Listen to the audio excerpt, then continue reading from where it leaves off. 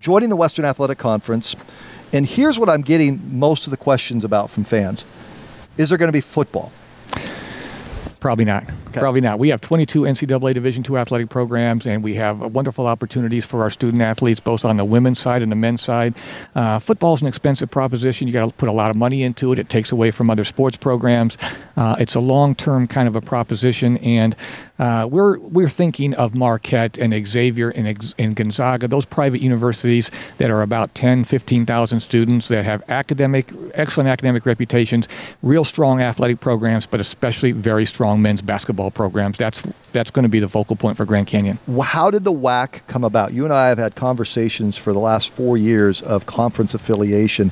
If there hadn't been all these big fish gobbling up, would you and I be sitting here today having this conversation? Or because there's so much instability, the WAC came to you and said, look, we're looking. How did this all happen? You know, the instability absolutely played in our favor. I mean, there's been a lot of movement, and there are conferences that are losing members, and they're looking to reach out and gain members. This would have happened eventually. I think it happened sooner than we thought because of all the instability. I was when Mark Emmert was on our campus a couple weeks ago because Jerry Colangelo invited him here. Head of the NCAA. Yes, that was a big moment for us because he made phone calls to college presidents and said, listen, you need to get down there. You need to see what's going on, the level of excellence that's built into what they're doing academically, their facilities, their budget.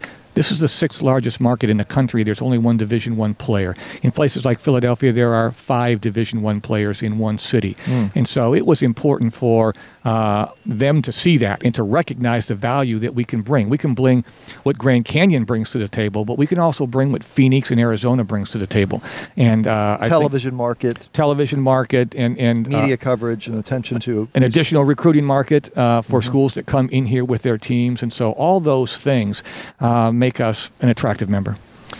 Brian Mueller is with us for a couple of minutes as we talk about GCU, going to the Western Athletic Conference. Of course, Brian doing all the work today. You heard most of it here on Extra Sports 910, and we streamed it live, as we continue to do, by the way, over on Pros 2 Preps.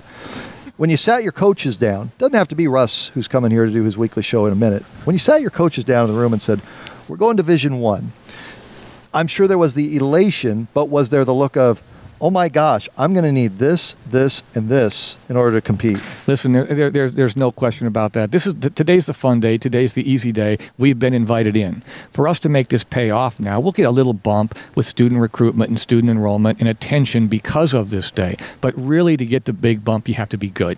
You got to be competitive, and you got to be able to play for championships. And so that's where the work starts now. There's not going to be a problem financially from a budgetary perspective. That's going to be there. Facilities are going to be there. We just now have to get high school students and junior college students accustomed to thinking about Grand Canyon as a prime place to come. It's going to be a lot of work. I mean, the recruitment is going to be intense. This is a competitive environment. It's a competitive place. There's huge payoffs. Sure. You know, when you're Butler and you go to the Final Four 2 years in a row, or when you're Gonzaga and you're in the top 20 in the country for 7 or 8 years in a row, the whole university benefits in a way that's hard to explain. The alumni, the current students, all the potential recruitment, but that takes you being competitive. And so there'll be a lot of meetings in the next month as we prepare. We're really thankful for that. It's still pretty early. We're just beginning December, so there's a lot of opportunity for us to go out there and get 1 or 2 or 3 players that are very, very special that make a difference. Right. And that's what our coaches are going to have to focus on. In terms of playing in-state schools, right now we see NAU alternate every year with ASU and U of A. Do you see, and I saw your wrestling program the other night took on ASU, are you going to see more of your sports? Is ASU receptive to playing you in all of these sports? Is U of A receptive? Is NAU receptive? Are you receptive to them? I mean, I would think within state we would see much more GCU versus. Well, we're looking forward to that. I'm from Wisconsin, and I grew up around the battles of University of Wisconsin and Marquette University, the private university and the state university, and the battles that went on there. It was great for the community. It brought a lot of fun. We're hoping to do that here. You're right. We took on the wrestling team, didn't do great, but we also took on Arizona State in men's swimming a couple weeks ago and beat them. So, we're not at their level at this point, but we expect to get there, and we're absolutely open, and we're really hoping that they'll see us as a legitimate, competitive opponent, and I think it'll create a lot of excitement. You got the west side of Phoenix, you got Tempe, and what could happen with Arizona State, I think, in the next 5 or 10 years could be special. Okay, let's talk specifically about Russ Pennell then and his program. From a scheduling standpoint, last year it was UNLV, it was Oregon. This year you went up to Utah State. Do you immediately jack up that schedule and say, okay, we're going to go after anybody and everybody to come here to play? Now, Division I side.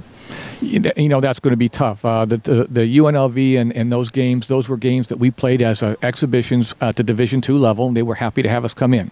Now, because they were very competitive last year, we didn't get invited back to some of those schools this year because now, for them to come and play us or us to go and play them or another Division I school, it's less intimidating for them because if they lose, it's not losing to a Division II opponent.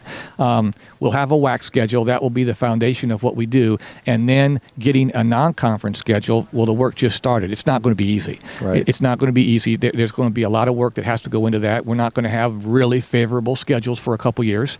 But eventually, I think people will come to recognize this as, we're going to a major media market. We're opening up a new area for recruiting if we come and compete here.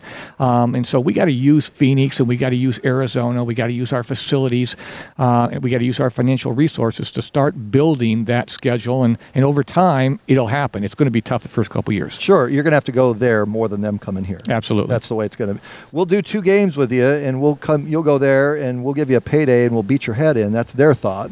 Your thought is, yeah, we'll go there, and we don't mind that. And then eventually you start getting, I'm trying to explain for the fans on this whole deal as to how it's going to work. So he's going to have to use his relations. You're going to have to use your relations. Jerry may have to use his. I mean, everybody's going to have to find ways to get Illinois out here, for instance. I'll just throw it out there right now. Something like that, Wisconsin. Yeah, when you start talking about those names and you start talking about those people being in our arena, I mean, that's a heavy thought. That's a very exciting thought. Just go ahead and say, Brad, you're being unrealistic. No, you're not being unrealistic. It's going to take a lot of work, though. It's going to take a lot of work. It's going to take time. It's going to happen. There's a lot of people in California. It's a short 1-hour, plane flight. It's a great place to begin. University of San Diego, Pepperdine, Loyola. Those are good mid-major Division I schools that home-and-home relationships with would be perfect. Santa Clara and USF. I get that. And that's an attractive schedule. That's my thing, is I want games that I can look at and say, when you have Chaminade here in a couple of weeks, you have Chaminade coming here who beat Texas 2 weeks ago.